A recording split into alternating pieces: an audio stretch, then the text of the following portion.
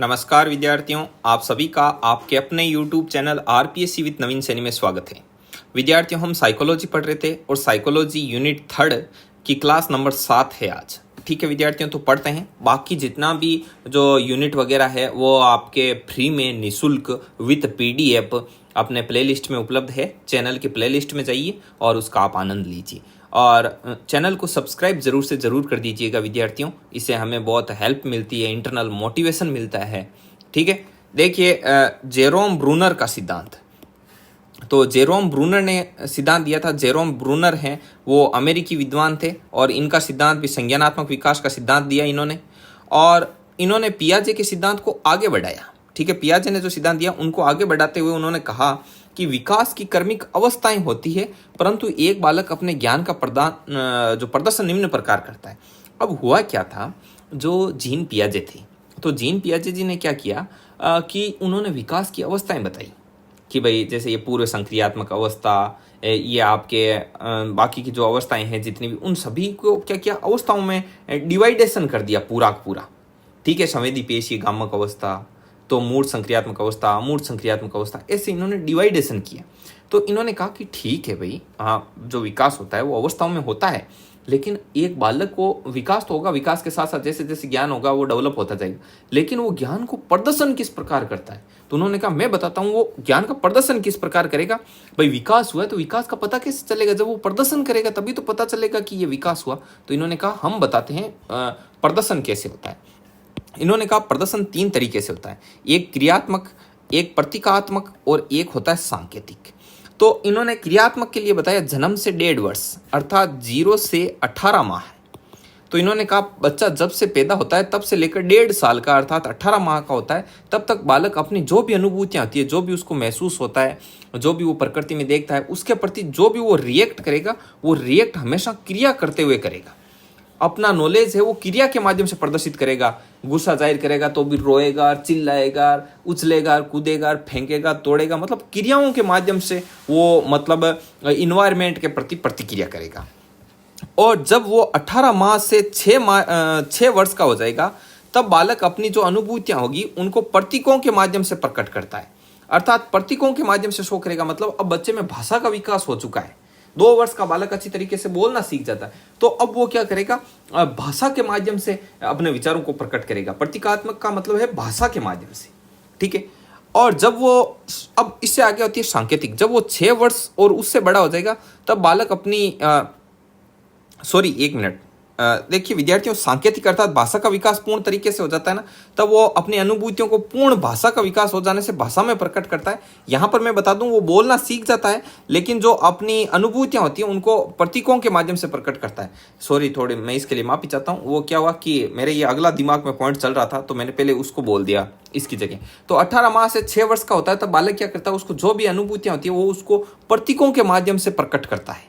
ठीक है, मतलब सिंबल्स के तौर पर वो शो करेगा अपना जो भी चीज़ है, मतलब नाराजगी वगैरह हर चीज़।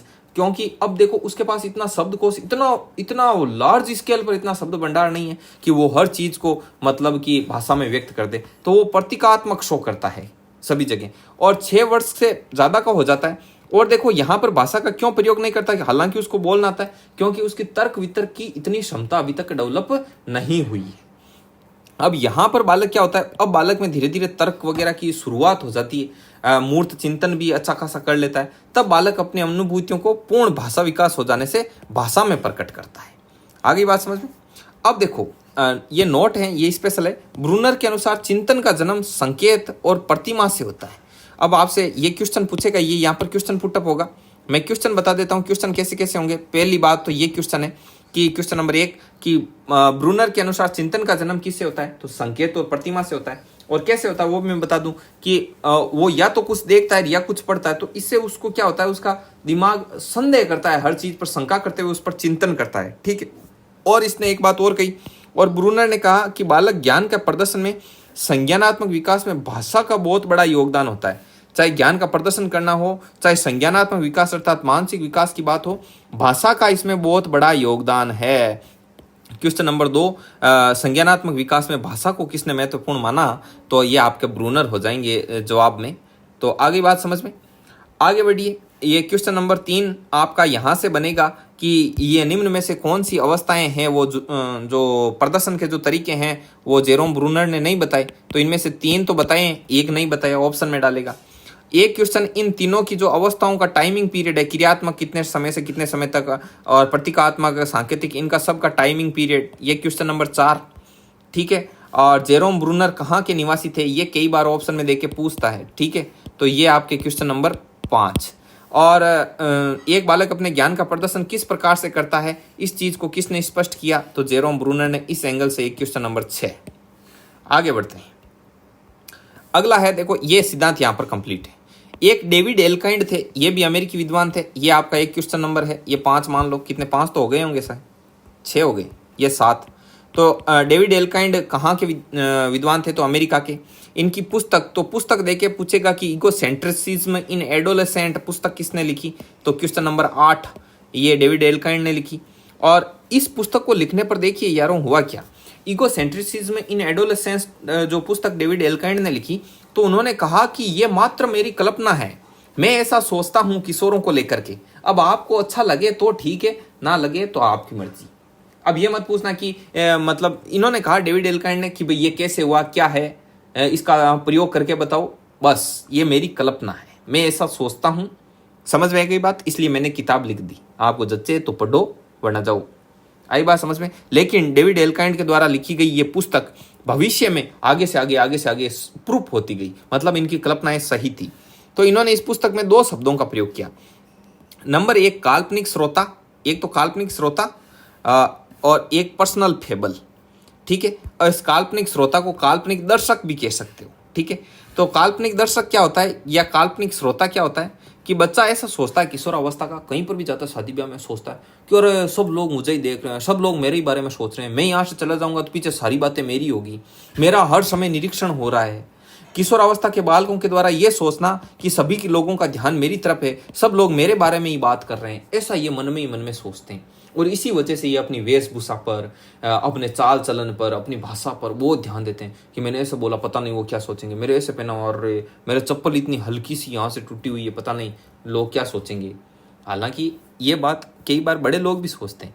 आप खुद सोचा करो कि आप शादी में गए, आपकी एक चप्पल कहीं से थोड़ी सी टूटी हुई है, तो आप बताओ आपने शादी में किसी की चप्पल देखी क्या, गौर किया क्या किसने कौन सी चप्पल पहनी, किसने कौन सी पहनी, नहीं गौर की ना, तो आपकी भी किसी ने नहीं की। लोड लेने की जरूरत नहीं है। अब देखो, और ये क्या सोचते हैं, एक इनके पर्सनल फेबल रहता है। पर्सनल फेबल, इस शब्द का भी प्रयोग किया इन्होंने पुस्तक में। और इन्होंने कहा पर्सनल फेबल का मतलब है कि ये किशोरावस्था के सोचते हैं मैं विशिष्ट हूँ, मैं अपने आप में यूनिक हूँ, मैं स्पेशल हूँ, मुझे अलग तरीके से सम्मान मिलना चाहिए। और भाई ऐसे सोचते हैं कि एक तरीके से सेलिब्रिटी टाइप फील करते हैं कि नहीं हम स्पेशल हैं, बाकी का पता नहीं, हम अलग हैं भाई। ठीक है, तो ये भी होता है इनमें। अब आगे आता है क्रोनबेक का सिद्धांत। तो क्रोनबेक ने क्या कहा, क्रोनबेक ने ये पियाजे एवं कोहलबर्ग के सिद्धांतों के समान ही नैतिक विकास के लिए वकालत करते हैं, परंतु इन्होंने नैतिक विकास की 5 अवस्थाएं बताई। ठीक है, अब एक मैं यहाँ पर क्वेश्चन बता दूं कि ये काल्पनिक श्रोता और पर्सनल फेबल को लेकर के एक क्वेश्चन बनेगा, क्वेश्चन नंबर 9। ठीक है, और क्रोनबेक ने नैतिक विकास से संबंधित कितनी अवस्थाएं बताई, 5 अवस्थाएं बताई, तो इसको लेकर भी एक क्वेश्चन बनेगा, क्वेश्चन नंबर 9। ये ध्यान रखना। और इन अवस्थाओं को लेकर, इनके टाइमिंग पीरियड को लेकर, पूर्व नैतिक अवस्था से लेकर यहाँ तक एक क्वेश्चन बनेगा, क्वेश्चन नंबर 10। तो इन्होंने सबसे पहली बताई पूर्व नैतिक अवस्था, ये 0 से 2 वर्ष तक रहती है। इनके अनुसार इस आयु में बालक में किसी भी प्रकार का कोई नैतिक आचरण संभव नहीं है। ये बात किसने कही, क्रोनबेक ने।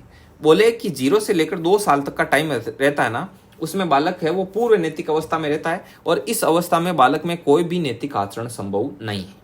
वो जैसा मन पड़ेगा वैसा रहेगा, उसे कोई मतलब नहीं है कि देश, समाज, परिवार क्या देख रहे हैं, क्या हो रहा है, क्या सोचेंगे वगैरह, कोई लेना देना नहीं। अगला होता है स्वकेंद्रित अवस्था, ये है 3 से 6 वर्ष। इस अवस्था को अंतर्मुखता की अवस्था भी कहते हैं। अंतर्मुखता की इसलिए कहते हैं क्योंकि इस अवस्था में बालक आत्म केंद्रित व्यवहार करता है, इसलिए उसमें केवल स्वयं से प्रेम होता है, और इसे स्व प्रेम की अवस्था भी कहते हैं, तथा बाह्य आचरण से ये ज्यादा प्रभावित नहीं होता है। 3 से 6 साल का है, वो खुद से ही प्रेम करता है, खुद के साथ खेलता है, और मतलब पूरी तरीके से वो अपने में खोया रहता है। आगे आती है परंपरा को धारण करने की अवस्था, ये होती है 7 से 12 वर्ष। इस अवस्था में आते आते उसकी थोड़ी बुद्धि काम करना शुरू करती है, मतलब काम तो पहले ही करती है, यहाँ आते वक्त वो सोचना शुरू कर देता है कि भाई वो बालक है वो परंपराओं को समझने लगता है एवं उनके अनुसार स्वयं के आचरण करने लगता है। वो समझता है कि ये आचरण है वो समाज में मान्य है, ये मान्य नहीं है, यहाँ पर हमें ऐसे रहना चाहिए, ऐसे उठना चाहिए, ऐसे बैठना चाहिए। तो ये और समाज में क्या परंपराएं हैं उन परंपराओं को वो धारण भी करता है। तो ये परंपरा को धारण करने की अवस्था है 7 से 12 वर्ष। आगे है आधारहीन आत्मचेतन अवस्था और आधार युक्त आत्मचेतन अवस्था। तो आधारहीन आत्मचेतन अवस्था होती है किशोरावस्था की 13 से लेके 18 साल तक की, और आधार युक्त आत्मचेतना की अवस्था होती है 18 वर्ष के बाद। तो देखो आधारहीन आत्मचेतना की अवस्था क्यों कहते हैं? क्योंकि इस अवस्था में किशोर जो भी व्यवहार करता है उसमें इस बात का संशय रहता है कि वे सही है या नहीं। मतलब हालांकि उसका विकास हो चुका है, किशोर अवस्था का बालक सोचता भी है कि मैं विशिष्ट हूँ, अद्वितीय हूँ, तो इस आधार पर वो खुद निर्णय भी लेता है। वो चाहता है कि मैं कमाऊं करूं, है कि नहीं। इस अवस्था में आत्मनिर्भरता को लेकर के भी ऐसे मतलब बहुत ज्यादा जिज्ञासा उत्पन्न होती है, पैसे कमाने का एक तरीके से शौक चढ़ता है। तो इस अवस्था में वो निर्णय भी लेता है, लेकिन उन निर्णयों को मतलब लेकर ये संशय रहता है कि ये पूरी तरीके से सही है या नहीं है। क्यों? क्योंकि एक बालक 13 से 18 वर्ष का है, तो उसने इतना अनुभव नहीं लिया है प्रकृति, इस अपने जो संसार समाज को लेकर के, कि वो एकदम ठोस और सटीकता से निर्णय ले सके। हालांकि कई बालक लेते हैं, लेकिन जरूरी नहीं कि सभी ले। तो इसमें ज्यादातर एवरेज को ध्यान में लेकर लिखा गया है। ठीक है। अगला है आधार युक्त आत्मचेतना की अवस्था। तो इस अवस्था में बालक पूर्ण वयस्क हो जाता है एवं वह कार्य के क्या परिणाम होंगे जानने लगता है तथा पूर्ण चेतना के साथ कार्य करता है। अब 18 साल के बाद क्या होगा कि इस अवस्था में आते आते वो पूरी तरीके से वयस्क हो जाएगा, परिपक्व हो जाएगा, और वो कार्य के क्या परिणाम होंगे कि भाई मैं अभी ये कर रहा हूं तो इसका रिजल्ट क्या आएगा, इसको लेकर के क्या होता है कि वो पूरी तरीके से उसमें चेतना काम करने लग जाती है। आई बात समझ में? तो इसलिए इसको बोलते हैं आधार युक्त आत्मचेतना की अवस्था। अगला है गैसेल का सिद्धांत। ये सिद्धांत यहाँ कंप्लीट है। अब है गैसेल का सिद्धांत।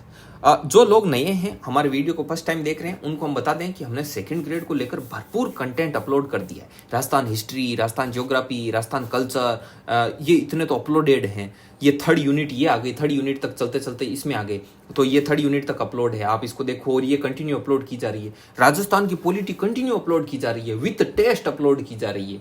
इसके अलावा मैथ्स के टीचिंग मेथड अपलोड कर दिए, वो भी जाके देखो। मैथ्स के teaching method with notes, PDF free में, सब कुछ फ्री में, आप जाओ देखो तो सही। ठीक है। इसके अलावा राजस्थान पॉलिटी के टेस्ट हो रहे हैं। हर रोज रात को 9 बजे जीके का टेस्ट होता है, जिसमें अगले दिन का टारगेट दिया जाता है और रोज टेस्ट लिए जाते हैं रात को 9 बजे। आपके छोटे बड़े भाई बहन उसमें खूब लोग भाग लेते हैं, बड़ा अच्छा लगता है, आप भी आइएगा। आगे देखो गैसेल का सिद्धांत। गैसेल का सिद्धांत है, ये दिया था अर्नोल्ड गैसेल ने। ये अमेरिकी चिकित्सक और मनोवैज्ञानिक थे। इन्होंने 1925 ईस्वी में विकास की परिपक्वता का सिद्धांत दिया कि भाई डेवलपमेंट कैसे होता है, उसमें मैच्योरिटी कैसे आती है, ये 1925 में दिया। तो 1925 का ये सिद्धांत और ये गैसेल जी भाई साहब, और कौन सा सिद्धांत दिया, किस टाइम दिया, यहाँ से 2 क्वेश्चन बन जाएंगे। तो ऊपर कितने क्वेश्चन बता दिए? 10। तो ये क्वेश्चन नंबर 11 और 12।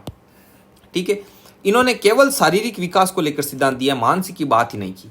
तो इनसे पूछा कि भाई बताइए आप क्या कहना चाहते हो शारीरिक विकास को लेकर। तो इन्होंने कहा कि शारीरिक विकास का क्रम निम्नानुसार होता है। सबसे पहले मस्तिष्क का विकास होगा, फिर मस्तिष्क के पास वाले अंगों का अर्थात हृदय, फिर संपूर्ण तंत्रिका तंत्र का, और फिर बाह्य अंगों का विकास होगा। तो इनके सिद्धांत को मस्तिष्कोन्मुखी विकास का सिद्धांत भी कहा। ठीक है। मस्तिष्कोन्मुखी विकास का सिद्धांत नाम दिया इसे, क्यों? क्योंकि मस्तक से ये शुरू होता है और मस्तिष्कोन्मुखी मस्तक से नीचे की ओर। ठीक है। और इन्होंने ये सिद्धांत दिया था इन्होंने। और देखो 2 शब्द दिए, आत्म विनियमन और संबंधन। ये क्या होते हैं? तो इन्होंने कहा, आत्म विनियमन में कहा कि बालक छोटे छोटे कार्य स्वयं करते करते अनुकूलन कर लेता है। बालक जब बड़ा होता है तो वो छोटे छोटे कार्य करना शुरू करता है। इसमें भी उन्होंने शारीरिक तौर पर ही बात कही कि भाई वो धीरे धीरे कार्य में सक्षम होता है, बॉडी उसका साथ देने लगती है। जैसे वो खुद खाना खाने सीख जाता है, खुद नहाना सीख जाता है, और छोटे मोटे शारीरिक कार्य करना वो खुद शुरू कर देता है। इसे बोलते हैं आत्म विनियमन। आपसे पूछे आत्म विनियमन क्या होता है, तो बालक छोटे छोटे कार्य खुद करने लग जाता है, और ऐसे करते करते वो अनुकूलन कर लेता है, अर्थात भविष्य में वो उन कार्यों को सेल्फ डिपेंडेंट होकर कर लेगा। तो ये आत्म विनियमन है। और एक था संबंधन। तो संबंधन क्या है कि बालक का विकास सामाजिकता और वंशक्रम से प्रभावित होता है। बच्चा एक मतलब कच्ची मिट्टी है। अब वो जैसा समाज में देखेगा और जैसी जन्मजात उसमें समताएं आई है, और जन्मजात समताएं और समाज के बीच में होगा इंटरेक्शन। ठीक है। बीच में होगा घमासान, मतलब ये दोनों आपस में अपनी संज्ञानात्मक शक्तियों के आधार पर वो समाज को देखेगा और समाज और इसके इंटरएक्शन से उसका विकास होगा। इन दोनों चीजों को मिलाकर बोलते हैं संबंध। अब देखो, कुप्पुस्वामी ने तो सिर से पैर की ओर विकास का सिद्धांत दिया और जिसे मस्तकोद्मुखी के रूप में परिभाषित करने का श्रेय जाता है, परिभाषित या प्रमाणित करने का जो श्रेय जाता है वो जाता है गेसेल को। ठीक है, पूछ ले सिर से पैर की ओर का सिद्धांत किसने दिया, तो गेसेल ने दिया। सिर से पैर की ओर के जो सिद्धांत को मस्तकोद्मुखी के रूप में किसने परिभाषित किया, तो वो किया गेसेल ने। आगे बात समझ में? तो ठीक है विद्यार्थियों, आज की क्लास में हम इतना ही अध्ययन करेंगे। इस पीडीएफ को आप प्राप्त करना चाहते हैं तो डिस्क्रिप्शन में टेलीग्राम चैनल का लिंक दे रखा है, उसको ज्वाइन कर लीजिए। सब्सक्राइब बटन जरूर से जरूर दबा दीजिएगा और ये कंटेंट आपके लिए बहुत ही ज़्यादा हेल्पफुल रहेगा। वीडियो कैसा लगा इसके बारे में कमेंट बॉक्स में कमेंट करके जरूर से जरूर बताइएगा। चैनल को इतना प्यार देने के लिए आप सभी का तहे दिल से धन्यवाद। कल हम पढ़ेंगे वाइगोत्स्की का सिद्धांत और एक आपको वो पढ़ लेंगे, ये वाइगोत्स्की का पढ़ लेंगे। ठीक है, वाइगोत्स्की का ठीक रहेगा, काफ़ी थोड़ा डिटेल से समझा देंगे। वाइगोत्स्की का सिद्धांत लेंगे हम कल। तो मिलते हैं नेक्स्ट वीडियो में, तब तक के लिए जय हिंद, जय भारत।